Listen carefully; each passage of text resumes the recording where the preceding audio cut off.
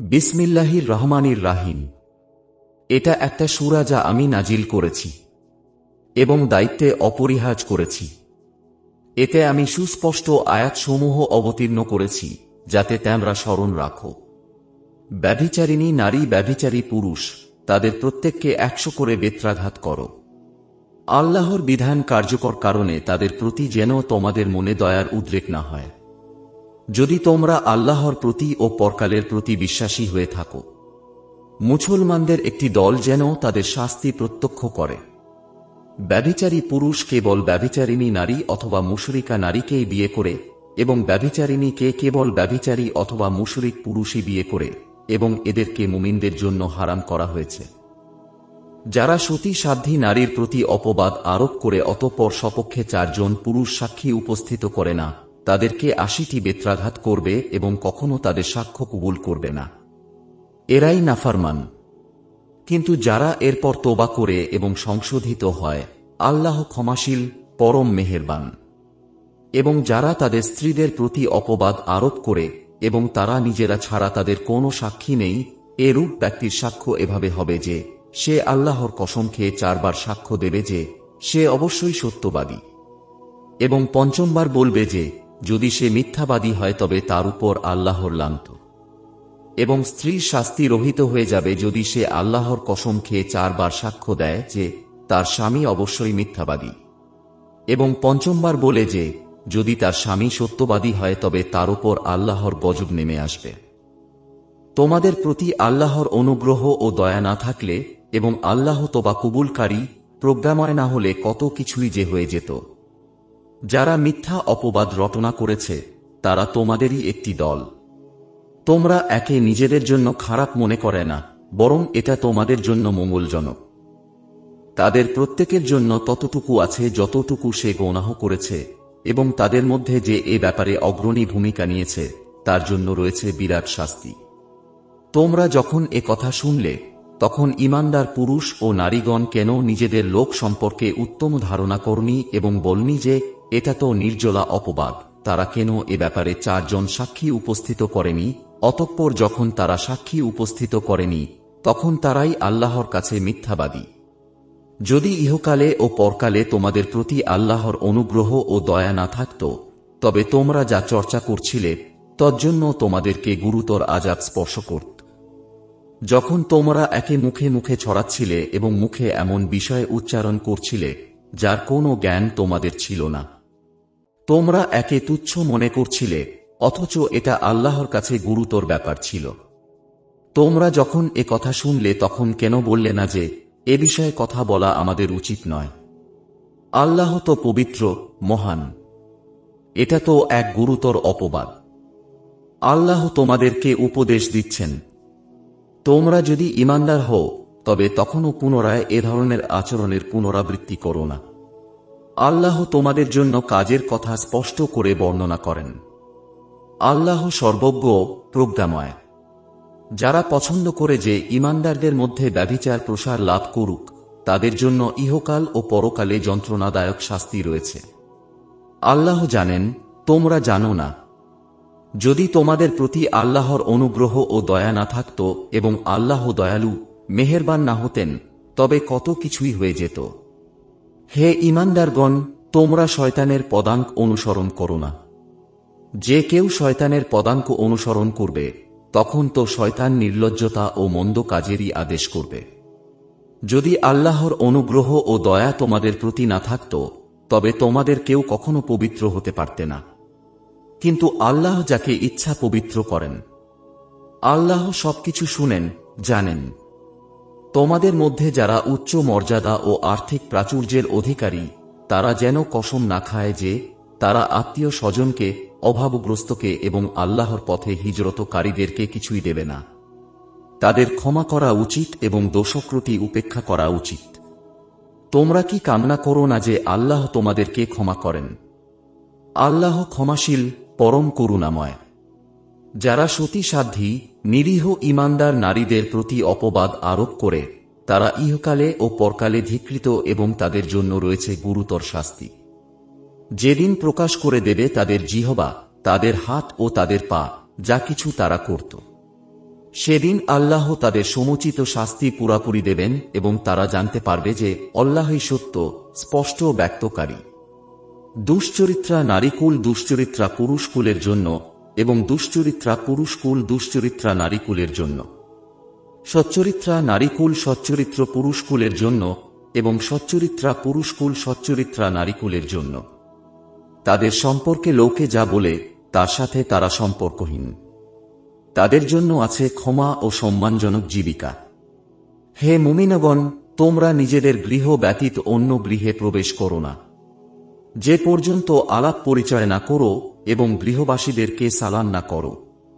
এটাই তোমাদের জন্য উত্তম, যাতে তোমরা স্মরণ রাখো। যদি তোমরা গৃহে কাউকে না পাও, তবে অনুমতি গ্রহণ না করা পর্যন্ত সেখানে প্রবেশ করো না। যদি তোমাদেরকে বলা হয় ফিরে যাও, তবে ফিরে যাবে। এতে তোমাদের জন্য অনেক পবিত্রতা আছে এবং তোমরা যা করো আল্লাহ তা ভালোভাবে জানেন। যে গৃহে কেউ বাস করে না, যাতে তোমাদের সামগ্রী আছে, এমন গৃহে প্রবেশ করাতে তোমাদের কোনো পাপ নেই এবং আল্লাহ জানেন তোমরা যা প্রকাশ করো এবং যা গোপন করো। মুমিনদেরকে বলুন তারা যেন তাদের দৃষ্টি নত রাখে এবং তাদের যৌনাঙ্গর হেফাজত করে। এতে তাদের জন্য খুব পবিত্রতা আছে। নিশ্চয় তারা যা করে আল্লাহ তা অবহিত আছেন। ঈমানদার নারীদেরকে বলুন তারা যেন তাদের দৃষ্টিকে নত রাখে এবং তাদের যৌনাঙ্গের হেফাজত করে। তারা যেন যা সাধারণত প্রকাশমান তা ছাড়া তাদের সৌন্দর্য প্রদর্শন না করে এবং তারা যেন তাদের মাথার ওড়না বক্ষ দেশে ফেলে রাখে এবং তারা যেন তাদের স্বামী, পিতা, শ্বশুর, পুত্র, স্বামীর পুত্র, ভ্রাতা, ভ্রাতুষ্পুত্র, ভগ্নীপুত্র, স্ত্রী লোক, অধিকারভুক্ত বাঁদী, যৌন কামনামুক্ত পুরুষ ও বালক যারা নারীদের গোপন অঙ্গ সম্পর্কে অজ্ঞ, তাদের ব্যতীত কারো কাছে তাদের সৌন্দর্য প্রকাশ না করে। তারা যেন তাদের গোপন সাজসজ্জা প্রকাশ করার জন্য জোরে পদচারণা না করে। মুমিনগণ, তোমরা সবাই আল্লাহর সামনে তওবা করো, যাতে তোমরা সফলকাম হও। তোমাদের মধ্যে যারা বিবাহহীন তাদের বিবাহ সম্পাদন করে দাও এবং তোমাদের দাস ও দাসীদের মধ্যে যারা সৎকর্মপরায়ণ তাদেরও। তারা যদি নিঃস্ব হয়, তবে আল্লাহ নিজ অনুগ্রহে তাদেরকে সচ্ছল করে দেবেন। আল্লাহ প্রাচুর্যময়, সর্বজ্ঞ। যারা বিবাহে সামর্থ্য নয়, তারা যেন সংযম অবলম্বন করে যে পর্যন্ত না আল্লাহ নিজ অনুগ্রহে তাদেরকে অভাবমুক্ত করে দেন। তোমাদের অধিকারভুক্তদের মধ্যে যারা মুক্তির জন্য লিখিত চুক্তি করতে চায়, তাদের সাথে তোমরা লিখিত চুক্তি করো যদি জানো যে তাদের মধ্যে কল্যাণ আছে। আল্লাহ তোমাদেরকে যে অর্থকড়ি দিয়েছেন তা থেকে তাদেরকে দান করো। তোমাদের দাসীরা নিজেদের পবিত্রতা রক্ষা করতে চাইলে তোমরা পার্থিব জীবনের সম্পদের লালসায় তাদেরকে ব্যভিচারে বাধ্য করো না। যদি কেহ তাদের উপর জোর জবরদস্তি করে, তবে তাদের উপর জোর জবরদস্তির পর আল্লাহ তাদের প্রতি ক্ষমাশীল, পরম দয়ালু। আমি তোমাদের প্রতি অবতীর্ণ করেছি সুস্পষ্ট আয়াতসমূহ, তোমাদের পূর্ববর্তীদের কিছু দৃষ্টান্ত এবং আল্লাহ ভীরুদের জন্য দিয়েছি উপদেশ। আল্লাহ নভমণ্ডল ও ভূমণ্ডলের জ্যোতি, তাঁর জ্যোতির উদাহরণ যেন একটি কুলঙ্গি, যাতে আছে একটি প্রদীপ। প্রদীপটি একটি কাঁচপাত্রে স্থাপিত, কাঁচপাত্রটি উজ্জ্বল নক্ষত্র সদৃশ্য। তাতে পুত পবিত্র জয়তুন বৃক্ষের তৈল প্রজ্বলিত হয়, যা পূর্বমুখী নয় এবং পশ্চিমমুখীও নয়। অগ্নি স্পর্শ না করলেও তার তৈল যেন আলোকিত হওয়ার নিকটবর্তী। জ্যোতির উপর জ্যোতি। আল্লাহ যাকে ইচ্ছা পথ দেখান তাঁর জ্যোতির দিকে। আল্লাহ মানুষের জন্য দৃষ্টান্ত সমূহ বর্ণনা করেন এবং আল্লাহ সব বিষয়ে জ্ঞাত। আল্লাহ যেসব গৃহকে মর্যাদায় উন্নীত করার এবং সেইগুলোতে তাঁর নাম উচ্চারণ করার আদেশ দিয়েছেন, সেখানে সকাল ও সন্ধ্যায় তাঁর পবিত্রতা ও মহিমা ঘোষণা করে। এমন লোকেরা যাদেরকে ব্যবসা বাণিজ্য ও ক্রয় বিক্রয় আল্লাহর স্মরণ থেকে, নামাজ কায়েম করা থেকে এবং জাকাত প্রদান করা থেকে বিরত রাখে না। তারা ভয় করে সেই দিনকে, যেদিন অন্তর ও দৃষ্টিসমূহ উল্টে যাবে। তারা আল্লাহর পবিত্রতা ঘোষণা করে, যাতে আল্লাহ তাদের উৎকৃষ্টতর কাজের প্রতিদান দেন এবং নিজ অনুগ্রহে আরও অধিক দেন। আল্লাহ যাকে ইচ্ছা অপরিমিত রুজি দান করেন। যারা কাফের তাদের কর্ম মরুভূমির মরীচিকা সদৃশ, যাকে পিপাসার্ত ব্যক্তি পানি মনে করে। এমনকি সে যখন তার কাছে যায়, তখন কিছুই পায় না এবং পায় সেখানে আল্লাহকে। অতঃপর আল্লাহ তার হিসাব চুকিয়ে দেন। আল্লাহ দ্রুত হিসাব গ্রহণকারী। অথবা তাদের কর্ম প্রমত্ত সমুদ্রের বুকে গভীর অন্ধকারের ন্যায়, যাকে উদ্বেলিত করে তরঙ্গের উপর তরঙ্গ, যার উপরে ঘন কালো মেঘ আছে। একের উপর এক অন্ধকার। যখন সে তার হাত বের করে, তখন তাকে একেবারেই দেখতে পায় না। আল্লাহ যাকে জ্যোতি দেন না, তার কোনো জ্যোতিই নেই। তুমি কি দেখো না যে নভমণ্ডল ও ভূমণ্ডলে যারা আছে, তারা এবং উড়ন্ত পক্ষীকুল তাদের পাখা বিস্তার করত আল্লাহর পবিত্রতা ও মহিমা ঘোষণা করে। প্রত্যেকেই তার যোগ্য এবাদত এবং পবিত্রতা ও মহিমা ঘোষণার পদ্ধতি জানে। তারা যা করে আল্লাহ সে বিষয়ে সম্যক জ্ঞাত। নভমণ্ডল ও ভূমণ্ডলের সার্বভৌমত্ব আল্লাহরই এবং তাঁরই দিকে প্রত্যাবর্তন করতে হবে। তুমি কি দেখো না যে আল্লাহ মেঘমালাকে সঞ্চালিত করেন, অতঃপর তাকে পুঞ্জীভূত করেন, অতঃপর তাকে স্তরে স্তরে রাখেন, অতঃপর তুমি দেখো যে তার মধ্য থেকে বারিধারা নির্গত হয়। তিনি আকাশস্থিত শিলাস্তূপ থেকে শিলা বর্ষণ করেন এবং তা দ্বারা যাকে ইচ্ছা আঘাত করেন এবং যার কাছ থেকে ইচ্ছা তা অন্যদিকে ফিরিয়ে দেন। তার বিদ্যুৎ ঝলক দৃষ্টিশক্তি যেন বিলীন করে দিতে চায়। আল্লাহ দিন ও রাত্রির পরিবর্তন ঘটান। এতে অন্তদৃষ্টি সম্পন্নগণের জন্য চিন্তার উপকরণ রয়েছে। আল্লাহ প্রত্যেক চলন্ত জীবকে পানি দ্বারা সৃষ্টি করেছেন। তাদের কতক বুকে ভয় দিয়ে চলে, কতক দুই পায়ে ভর দিয়ে চলে এবং কতক চার পায়ে ভর দিয়ে চলে। আল্লাহ যা ইচ্ছা সৃষ্টি করেন। নিশ্চয়ই আল্লাহ সবকিছু করতে সক্ষম। আমি তো সুস্পষ্ট আয়াতসমূহ অবতীর্ণ করেছি। আল্লাহ যাকে ইচ্ছা সরল পথে পরিচালনা করেন। তারা বলে, আমরা আল্লাহ ও রাসূলের প্রতি বিশ্বাস স্থাপন করেছি এবং আনুগত্য করি। কিন্তু অতঃপর তাদের একদল মুখ ফিরিয়ে নেয় এবং তারা বিশ্বাসী নয়। তাদের মধ্যে ফয়সালা করার জন্য যখন তাদেরকে আল্লাহ ও রাসূলের দিকে আহ্বান করা হয়, তখন তাদের একদল মুখ ফিরিয়ে নেয়। সত্য তাদের সপক্ষে হলে তারা বিনীতভাবে রাসূলের কাছে ছুটে আসে। তাদের অন্তরে কি রোগ আছে? না তারা ধোঁকায় পড়ে আছে, না তারা ভয় করে যে আল্লাহ ও তাঁর রাসূল তাদের প্রতি অবিচার করবেন।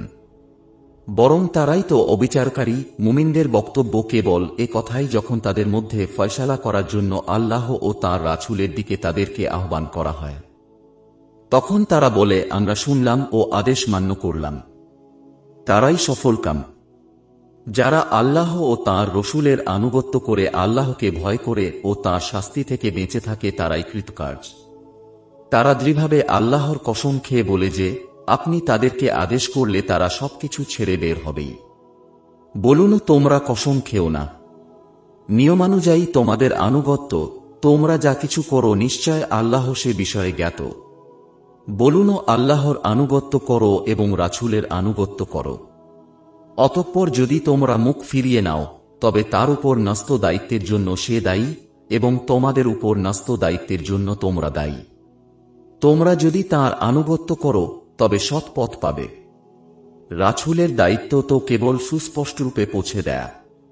তোমাদের মধ্যে যারা বিশ্বাস স্থাপন করে ও সৎকর্ম করে, আল্লাহ তাদেরকে ওয়াদা দিয়েছেন যে তাদেরকে অবশ্যই পৃথিবীতে শাসন কর্তৃত্ব দান করবেন, যেমন তিনি শাসন কর্তৃত্ব দান করেছেন তাদের পূর্ববর্তীদেরকে, এবং তিনি অবশ্যই শুধরি করবেন তাদের ধর্মকে যা তিনি তাদের জন্য পছন্দ করেছেন, এবং তাদের ভয় ভীতির পরিবর্তে অবশ্যই তাদেরকে শান্তি দান করবেন। তারা আমার ইবাদত করবে এবং আমার সাথে কাউকে শরীক করবে না। এরপর যারা অকৃতজ্ঞ হবে তারাই অবাধ্য। নামাজ কায়েম করো, যাকাত প্রদান করো এবং রাসূলের আনুগত্য করো, যাতে তোমরা অনুগ্রহ প্রাপ্ত হও।